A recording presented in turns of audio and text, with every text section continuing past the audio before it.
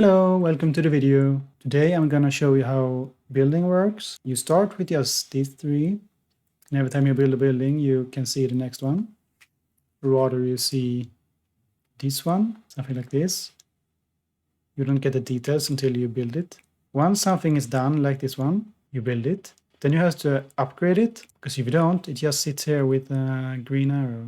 But you don't get the bonus of what you just built.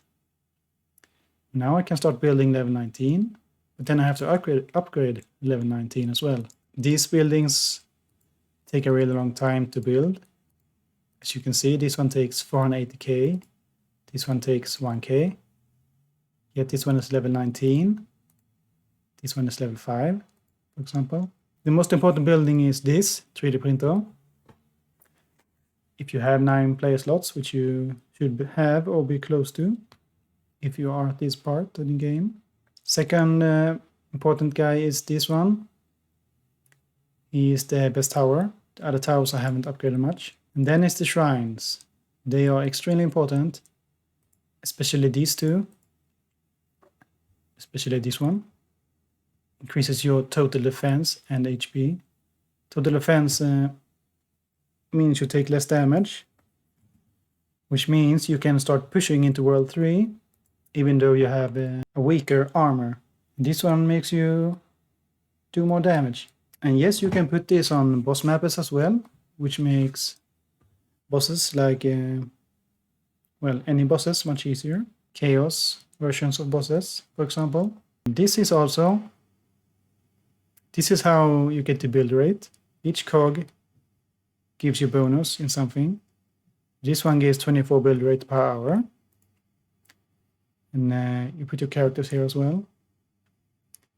This one gives 300 something build rate, then 200 something construct XP, and 66 flag rate. Now what's flag rate? It's these things. You can place 4 flags to expand the area you can place cogs in. You start with a much smaller area, like something like this. To build cogs, you put your characters in here, like that. Now that thing starts moving. It starts moving. Well, it takes a while. Then you collect the cog and it ends up in here. And if you have a bad cog you don't want, you can trash it by clicking on it. You don't do that by mistake, because there's no getting it back. And you have this one here.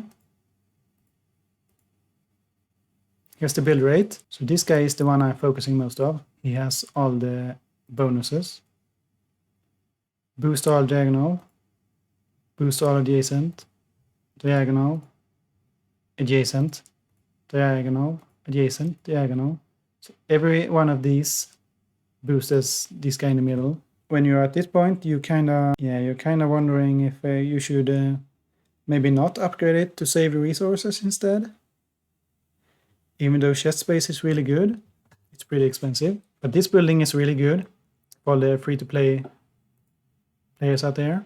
This is almost infinity chest space.